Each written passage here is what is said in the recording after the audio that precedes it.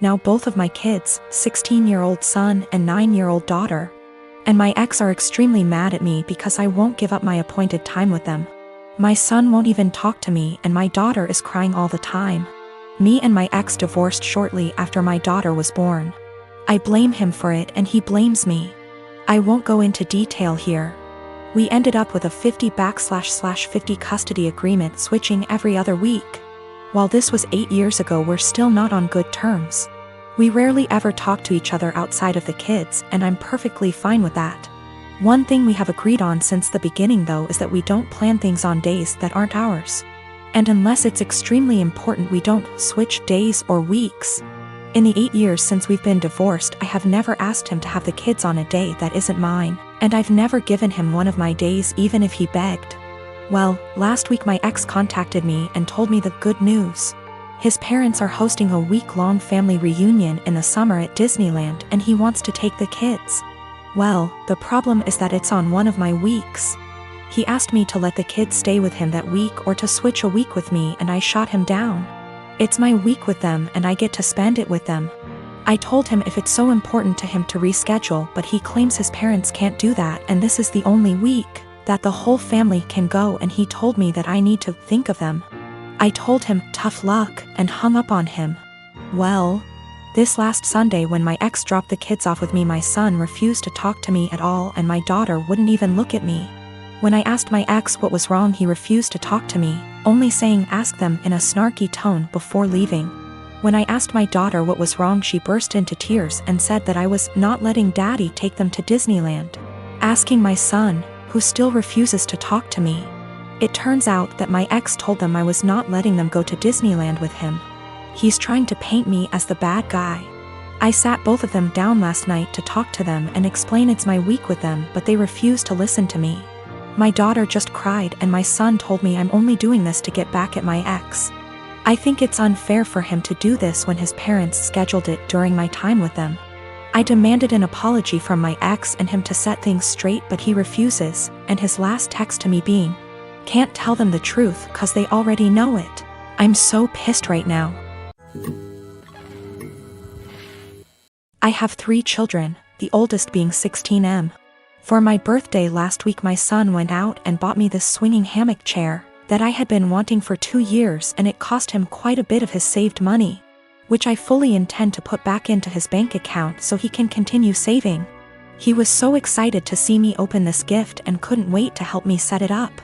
I told him he shouldn't have, that it was a lot of money, and his response was, "You never get anything nice. I wanted you to have it." And it was true. I usually don't get anything for my birthday or Christmases outside of Tupperware or soaps.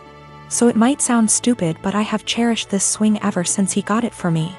Especially where I finally have something nice that's mine. My sister-in-law comes over once a week to see all of us, and she immediately headed straight for my swing, which my son hooked up on our deck. I told her to please not sit on it, and she said, "Is there a weight limit?" So I told her yes, 250 pounds, and I even showed her the box to confirm. She was not upset about this. She just said, "That's a bummer. They need to make something capable of holding us big girls." I simply agreed with her and went about my business. At this point, my husband shows up from work. When I went inside to grab us some drinks, her and my husband are talking on the porch, and not even 5 minutes later I hear a loud crash. I go out and sure enough, she had sat in my swing and the crochet netting around the hook snapped on one side, causing her to fall right on her ass. She is sitting there laughing, gets up and says, "I guess I need to learn to listen." So I lost it. As I said above, I literally never get anything nice. Never. This is the one thing that I had that was mine, and it didn't even take someone a freaking week before they ruined it for me. So I said, "I literally just told you not even 20 minutes ago that it would not hold you, and to please not sit in it." She makes some comment about, "Usually the weight limit is a lie. I thought it would hold." So I said, "The weight limit probably would have held if you were only 50 pounds heavier than it, not 150. She is 420-ish lbs because she is one of those girls who eat food on camera for money, and she absolutely loves her weight. But regardless, instead of apologizing or offering to compensate me for my destroyed item, She has resorted to saying I'm a shitbag for making her feel like her weight is a problem and my husband is on her side. So I live in a flat with 3 other people, childhood best friend, a guy from my uni course and his cousin. For the most part we get along really well and rarely have disagreements.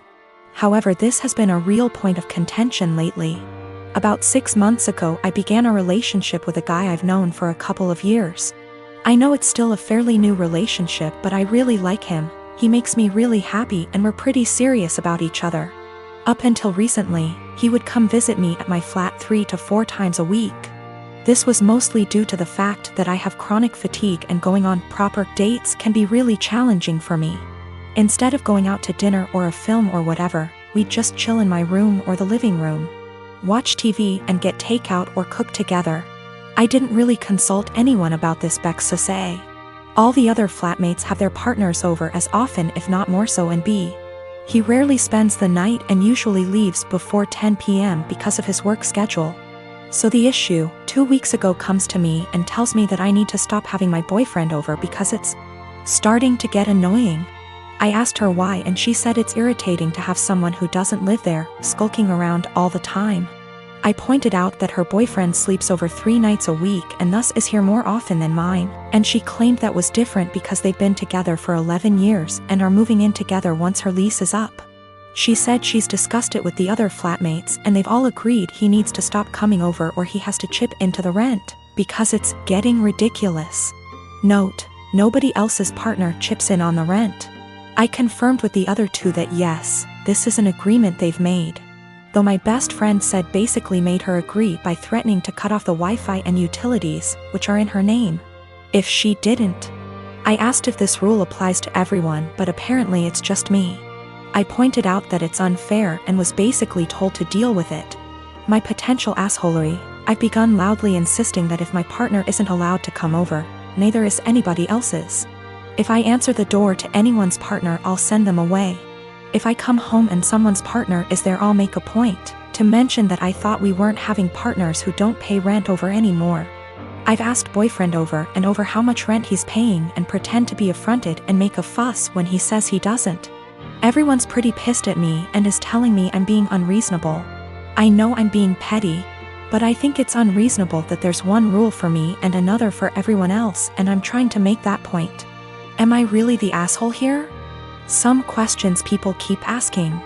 If I knew of something my boyfriend was doing to be annoying / if anyone had told me that he was doing something, I'd have included it.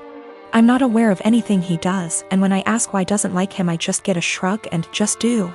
I will also state I'm bi, and she's never had an issue with any female partners I've had. We don't hang out in the living room much. We literally only use it if there's something we want to watch that I can't get on my bedroom TV and there's nobody else in there.